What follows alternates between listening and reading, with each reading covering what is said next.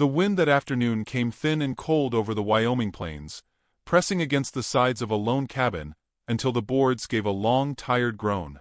The sky had the washed-out color of a pewter plate, holding the pale light of early winter without much warmth. Inside, Clara Hensley sat at a small wooden table, the surface marked by years of knives and elbows. Before her lay a loaf of bread gone gray at the edges, the smell faint but sour. She broke it carefully, pulling away the worst of the mold and setting the cleaner piece before her daughter.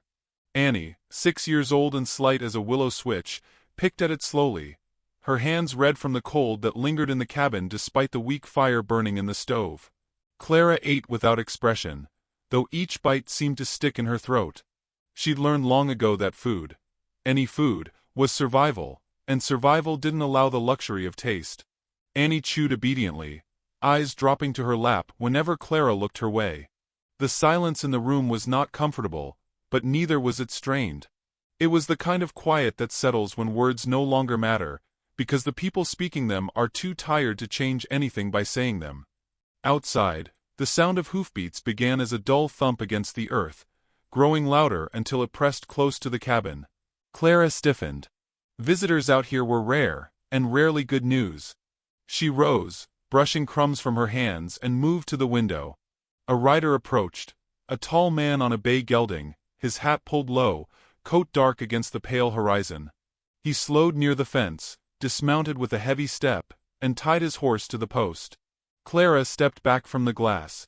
Her pulse had quickened, but not out of fear exactly, more from the sudden rupture of her still world. The knock was firm, 2 beats, then silence. Clara didn't answer. The door creaked open anyway, pushed by a broad hand that seemed sure of its right to enter. The man stepped inside, closing the door behind him without hurry. His gaze swept the small room, taking in the table, the fire, the loaf of bread between the plates. His eyes settled on Annie, who froze mid-bite. Then he looked to Clara. There was no pity in him, but something else, something solid, like a fence post set deep in the ground. "Pack your things," he said, his voice low and even. Clara felt the words land like a stone dropped in a still pond, the ripples unsettling everything. She didn't move. "I don't take charity," she answered, her tone sharper than she meant it to be. The man didn't flinch. "Not charity," he said. "Just not gonna stand by while a child eats that." He nodded toward the bread. Clara's eyes flicked to Annie, then back to him. She wanted to tell him it wasn't his concern. She wanted to tell him to leave. But she also wanted, needed, whatever it was he was offering, though she couldn't name it without feeling the sting of shame. "Who are you?" she asked, more to buy time than out of curiosity. "Eli Cartwright. Ranches 5 miles west." His hands were still at his sides, relaxed but ready, as though he'd stand there all day if needed. "You can stay a night, maybe longer, till you're steady." Clara hesitated. The air between them seemed to hold weight. Finally, she turned to Annie. "Go get your shawl." Annie looked up, surprised, then scrambled to obey. Clara gathered their things into a single worn sack: 2 dresses, a comb, Annie's rag doll, and a folded photograph of her late husband. She didn't let Eli see the photograph. Some things were too private, even in desperation. Outside, the wind bit at their faces. Eli lifted Annie onto the horse, his big hands gentle, then offered Clara the stirrup. She swung up behind him, clutching the sack tight. The gelding started forward, hooves crunching the frost. Clara felt the warmth of Eli's back through his coat, but leaned away slightly, unwilling to take more than she'd been given. They rode in silence, the land stretching out in muted browns and grays. Halfway to the ranch, Eli slowed the horse, reached back without looking, and passed his wool scarf to Clara.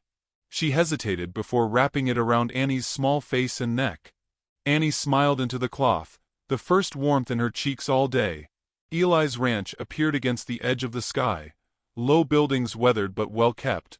A barn stood sturdy against the wind, and a thin line of smoke rose from the house chimney. Clara slid from the horse before Eli could offer help, setting Annie down beside her. The door opened to a spill of golden lamplight, and the smell of wood smoke and stew drifted out. Inside, the rooms were plain but warm. A pot simmered on the stove, and Eli moved to it without ceremony, ladling stew into bowls. Clara's stomach clenched at the rich scent. "Eat," he said simply, setting a bowl before her and another before Annie. Clara met his gaze, searching for the catch, but there was none. She picked up the spoon. The days that followed moved quiet but full. Clara helped with chores, hauling water, mending shirts, cooking meals. Eli never told her what to do, only showed her where things were and left space for her to step in. Annie followed the ranch dogs, her laughter ringing against the barn walls. Clara hadn't heard that sound in months. Eli noticed things without comment: the raw skin on Clara's hands, the way she saved the choicest bits of meat for Annie, the way her eyes softened when the child ran to her. He fixed a broken chair without being asked, brought in extra firewood before the coldest nights, and never once made her feel she owed him for any of it.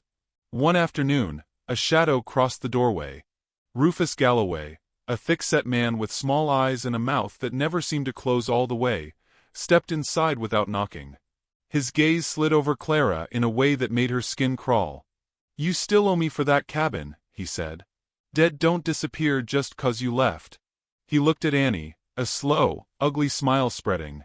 "Could work it off." The words hung like rot in the air. Eli stood from where he'd been repairing a bridle, moving between Rufus and the table. "You'll leave now," his voice so low it seemed to rumble from the floorboards. Rufus shifted, sneered, and spat on the floor before turning to go. "Out on the porch," he called back, "you'll see me again." Then he was gone. That night, Clara sat by the fire long after Annie had gone to bed. Her hands were clasped tight in her lap, eyes fixed on the flames. Eli came in from the barn, brushing snow from his shoulders, and sat beside her. She didn't speak. He didn't press. They sat that way until her shoulders loosened, and she let out a breath she'd been holding since Rufus walked in. Weeks passed. The land began to shift toward spring, the air losing its sharp edge. One morning, while mending a fence together, Eli spoke without looking up. "You and Annie belong here. If you'll have me, I'd be proud to call you my wife." Clara kept her eyes on the wire she was tying, her hands steady though her chest felt strange and full. She looked toward the horizon. The sky stretched wide and endless, then back to him. "Yes," she said simply. They were married under the cottonwoods, the preacher from town speaking quick against the chill. Annie stood beside them, clutching a bundle of wildflowers. The wind carried the scent of damp earth, the promise of new grass.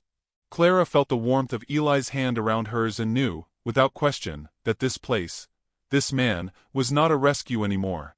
It was home. Some loves don't come with fireworks or sudden storms. Some arrive like a steady rain, soft and certain, filling the cracks in a life until things grow again. If you're watching this, maybe you're waiting for that kind of love. Don't lose heart. Somewhere, someone is looking at you not as broken, but as brave. If this story reached you, leave a like, share your thoughts in the comments, and tell me, where in the world are you watching from?